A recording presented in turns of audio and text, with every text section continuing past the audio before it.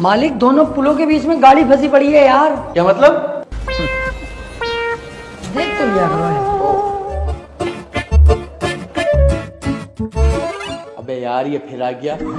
आओ आओ बहनोई साहब आओ बैठो। जी फूफा जी कैसा आना हुआ?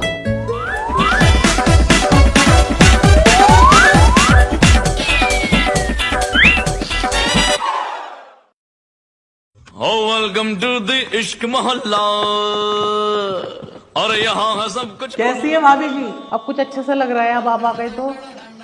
मालिक मैं कह रही हूँ तुम देखते के देखते रह जाओगे, मालिक को पेल देंगे फूफा जी। बहनोई साहब फिर इधर से गुजर के जा रहे थे क्या? नहीं, आज मैं कुछ जरूरी काम से आया हूँ। अरे क्या काम है बताओ। मुझे तुमसे 1 लाख रुपए चाहिए। अरे बहनोई साहब मुझे पहले बता देते तो मैं कुछ इंतजाम कर लेता, अब तो है नहीं मेरे पास। क्यों झूठ बोल रहे हो? मैंने खुद तिजोरी में थोड़े बहुत पैसे पड़े हुए देखे, और सोना भी तो हैगा, वो दे दो बहनोई साहब को, बेच देंगे। अपने इस घर के दामाद को तुम पैसे देने से मना कर रहे हो? कहाँ से आई है जाहिलबंदी तुम्हारे अंदर? अब मैं 1 लाख रुपए नहीं 2 लाख रुपए लूंगा, और तुम दोगे, वरना तुम्हारी बहन को धक्के मार के घर से निकाल दूंगा। अरे मेरी बहन है तो आपकी तो बीवी है, थोड़ा बहुत तो प्यार करते होगे, ऐसे कैसे निकाल दोगे? अरे बीवी रखी है मेरे लोड़े पे, मुझे पैसे से मतलब है, पैसा दो। बहनोई साहब आप तो बहुत ही हरामी निकले, हम तो तुम्हें बहुत शरीफ समझते थे, और तुम्हें 1 रुपया नहीं दूंगा, अब होंगे भी तो मेरे पास। और रही हमारी बहन की बात, अब तुम चाहे धक्के मार के बाहर निकाल दो, वो सड़क पे रहे, चाहे हमारे घर वापसी आ जा, हम ना देंगे तुम्हें 1 रुपया भी। रामू इन्हें घर से बाहर निकाल दो। फूफा जी तुम्हारी मैं बहुत इज्जत करता था, लेकिन आज मैं कह रही हूँ चल निकल यहाँ से कुत्ते। आओ फूफा जी आपको छोड़ के आऊँ, मैं तो इज्जत ही करूँगा इनके भी। तुम बहुत गलत कर रहे हो ये। सुनिए रे, अबे तू किस वफादारी में रहता है भाई? अबे ना तुझे खाने देते, ना तुझे सही से पहनने देते, सारा दिन तुझसे सुअरों की तरह काम करवा मैं। काय की वफादारी दिखा रही है तू? साले अगर इतनी वफादारी दिखागा ना, नौकर का नौकर ही रह जाएगा, कभी मालदार नहीं बन पाएगा। पर टीचर जब जब मैं इस घर में आया हूँ तुझे इन्हीं कपड़ों में देखा है मैंने, कुछ अपने बारे में भी सोच लो। मेरे पास एक आइडिया है, भाभी बता रही है अभी, उनकी तिजोरी में बहुत सोना और पैसे हैं, दोनों मिलकर चुराए लें। 1 लाख की मुझे जरूरत है, बाकी तू रख लिए। घूमिए ये साले गोवा दुबई आराम से मजे लिए।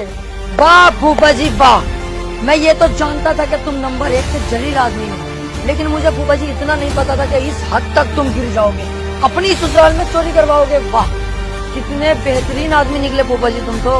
कसम से अगर फूफा तलवार होती ना तो तुम्हारी गर्दन काट देता।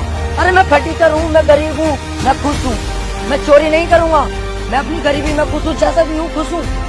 लेकिन फूफा जी मैंने सोचा नहीं था कि तुम ऐसे भी निकलोगे। अगर तलवार हाथ में होती ना अभी क्या अभी गर्दन काट देता। निकल जाओ यहाँ से। गलत कर रहा है तू, एक बार और सोच ले। सोच लिया फूफा जी। आओ मालिक घर में चोरी हो गई।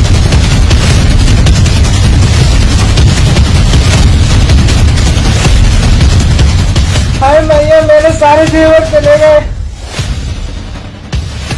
हेलो फूफा जी घर में चोरी हो गई, जल्दी आ जाओ। पुलिस को भी फोन लगा।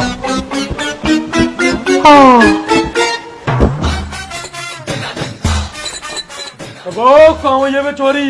देखो इंस्पेक्टर साहब पूरी तिजोरी खाली कर गए, जेवर पेपर सब लगे मालकिन का।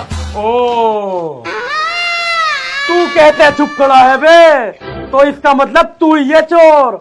देखा कितनी आसानी से पकड़ लिया मैंने चोर को। इंस्पेक्टर साहब पापा है मेरे, ये चोर नहीं है।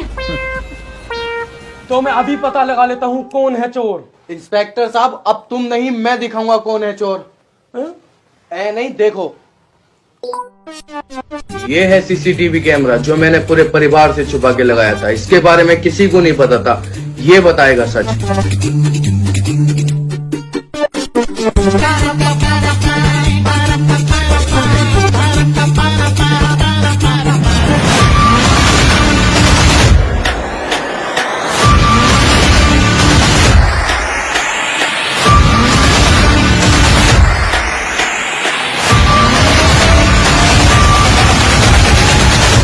Even when you feel low, you can still go.